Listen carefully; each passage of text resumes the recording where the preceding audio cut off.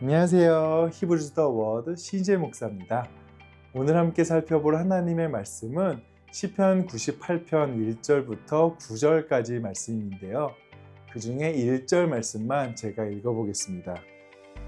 새 노래로 여호와께 찬송하라. 그는 기이한 일을 행하사 그의 오른손과 거룩한 팔로 자기를 위하여 구원을 베푸셨음이로다.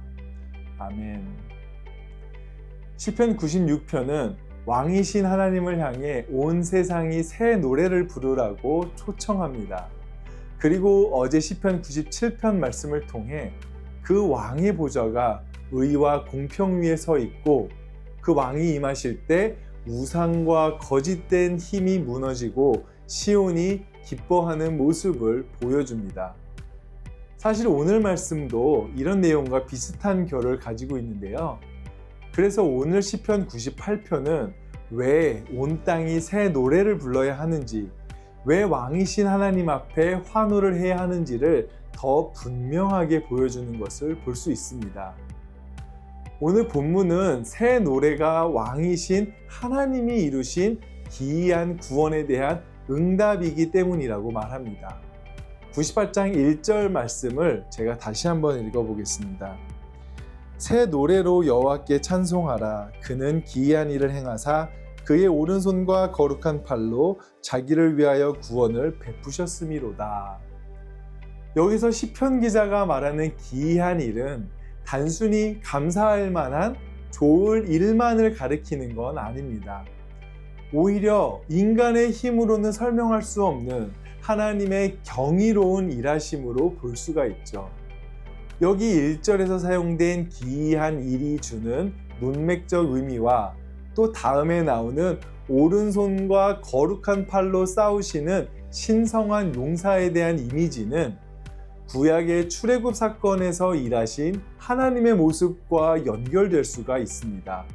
즉, 기이한 일이라는 표현은 출애굽 같은 구원의 기억을 떠올리게 하죠. 이처럼 하나님이 다시 한번 인간이 건널 수 없는 절망의 홍해를 가르듯 자기 백성을 위해 구원을 이루셨다라는 의미로 볼 수 있습니다. 또 자기를 위하여 구원을 베푸셨다고 1절은 말하는데요.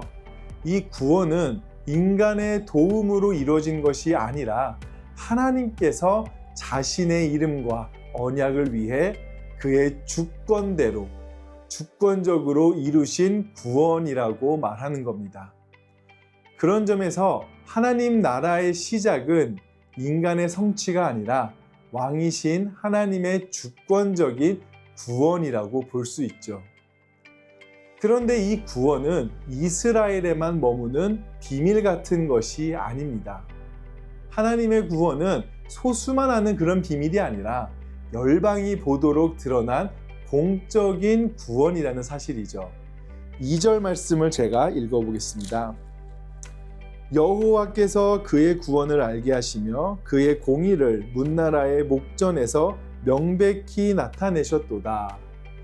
우리가 구원에 대해 종종 오해하는 것이 있다면 이 구원이 굉장히 개인적인 사건에서 끝난다라는 겁니다. 하지만 구원은요, 내면의 체험으로만 남지 않고 역사 속으로 드러나며 열방의 눈앞에서 공개되는 사건이라고 시편은 말합니다. 물론 구원의 뿌리는 어떻게 보면 이스라엘을 향한 하나님의 인자하심과 신실하심으로 시작됩니다. 그리고 하나님께서는 자기 백성을 향한 사랑과 신실하심을 끝까지 보이셨죠. 그리고 그 신실하심이 결국 땅 끝까지 보이는 구원으로 나타난 겁니다. 다시 말해서 하나님의 구원은 이스라엘의 역사 안에서 시작되었지만 거기서 끝나지 않았습니다. 마찬가지로 우리에게 주신 구원도 개인의 체험에서 시작될 수는 있지만 거기서 머물러서는 안 된다라는 거죠. 왕의 구원은 결국 온 세상이 보아야 하는 구원, 곧 열방 앞에 드러나야 하는 통치이기 때문입니다. 그렇다면 이런 구원을 본 세상은 어떻게 반응하게 될까요?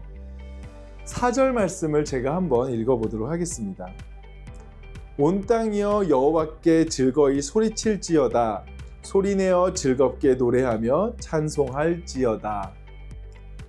구원에 대한 반응은 마땅히 공적으로 환호하고 찬양하는 것이라고 말합니다. 여기서 즐거이 소리치라 라는 표현은요, 마치 전쟁의 승리 함성이나 왕이 즉위할 때에 터지는 환호성을 생각나게 합니다. 또 나팔과 호각의 소리는 왕의 대관식을 알리는 공적인 선포와도 같아 보이죠. 우리가 하나님의 왕되심을 공적으로 환호하고 선포한다라는 것은 어떤 의미가 있을까요?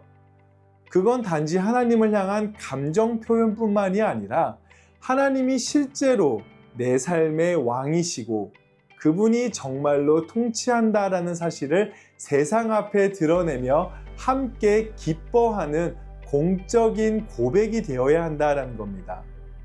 결국 제가 말씀 묵상을 통해 늘 여러분들께 말씀을 드리는 것처럼 우리가 세상의 질서가 아닌 하나님 나라의 질서를 따르는 삶이 단순히 주일의 교회에서만 나타나는 것이 아니라 우리의 일상의 영역에서 기쁨으로 드러나줘야 한다라는 거죠. 특히 시편은 왕이신 하나님의 통치가 어느 한 지역에만 머무는 것이 아니라 온 세계를 향해 우주적으로 펼쳐지는 통치라고 말합니다. 7절을 보게 되면요, 바다와 거기 충만한 것과 세계와 그 중에 거주하는 자는 다 외칠지어다 라고 말하면서 하나님의 통치가 단순히 몇 사람이나 특정 민족만을 위한 것이 아니라 온 세계와 모든 피조 세계에 미친다라는 사실을 보여줍니다. 사실 세상의 질서가 가득한 이 현실 속에서 하나님 나라의 질서를 따라 살아간다라는 것은 분명 쉽지 않습니다. 때로는 세상을 거스르는 것처럼 보일 수도 있죠. 그러나 바로 그런 현실 속에서도 하나님 나라의 질서를 따라 살아가려는 모습을 통해 사람들은 왕이신 하나님의 통치가 어떤 것인지를 조금씩 볼 수 있게 된다라는 겁니다. 그래서 9절은 이렇게 말씀하죠. 그가 땅을 심판하러 임할 것이미로다. 그가 의로 세계를 판단하시며 공평으로 그의 백성을 심판하시리로다. 앞서 우리가 살펴보았던 것과 동일하게 시편은 하나님의 심판을 두려움의 대상으로만 보는 것이 아니라 회복의 기쁨으로 본다고 살펴봤습니다. 그것은 심판이 단지 벌을 주는 사건이 아니라 무너진 세상을 바로 세우는 사건이기 때문입니다.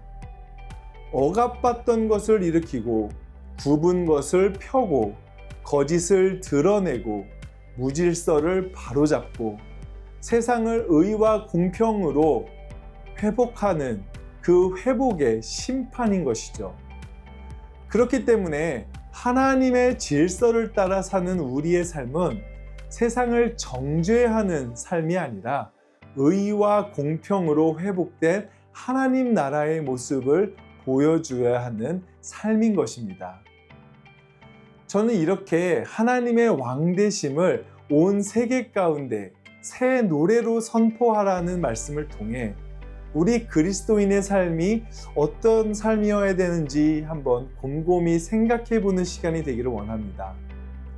혹시 구원의 기쁨이 그저 나의 개인적인 만족에서 그치지는 않았는지, 그저 내가 구원받기 위한 신앙생활에 그치지는 않았는지, 내 교회와 내 사역이 내가 받은 구원의 열매로 그냥 끝나는 것은 아니었는지 생각해 봐야 한다라는 겁니다. 오늘 시편은 구원의 기쁨이 개인적인 것을 넘어 우주적인 것으로 표현됩니다. 우리가 살아가는 삶 속에 그 구원이 드러나야 하며 그 구원이 드러남이 곧 하나님께서 우리의 일상 속에 왕으로 다스린다라는 사실이 나타난다라는 거죠. 그것이 여러분들 오늘 하루의 삶 가운데에, 한 주간의 삶 가운데에 간증이 되고 전도가 되며 하나님의 선교가 되기를 예수님의 이름으로 소망합니다. 함께 기도하시겠습니다. 온 우주를 다스리시며 그 구원을 온 열방 가운데 선포하신 새 노래로 찬양받기 합당하신 하나님 아버지, 우리가 오늘도 새 노래로 주님의 구원을 찬양하기를 원합니다. 그 새 노래로 주님의 구원을 찬양할 때에 그것이 단순히 나의 감정적인 기쁨만이 되지 않기를 원하고, 그것이 단순히 나의 구원을 자랑하기 위한 일이 아니기를 원합니다. 나의 구원이 곧 구원받지 못한 하나님 나라의 백성들을 향한 안타까움과 긍휼로 다가갈 수 있도록 하여 주시고, 그들에게 선하신 하나님의 통치하심을 나의 삶으로, 우리들의 삶으로 보여주게 되면서 그들에게 하나님의 의와 공평의 그 심판을 또 기대하고 회복되어 바로 세워진 하나님의 나라를 볼 수 있는 우리들이 될 수 있도록 주님 도와주시옵소서. 우리의 삶이 그렇게 하나님의 선교의 삶으로, 전도의 삶으로 나아가기를 원합니다. 일상의 영역에서 내가 하나님의 통치하심이 세상의 질서를 거스르며 살아내는 삶이 되도록 인도하여 주시옵소서. 늘 그렇게 함께 해주시고 지켜주실 줄 믿사오며 감사드리며 예수님 이름으로 기도드렸습니다. 아멘.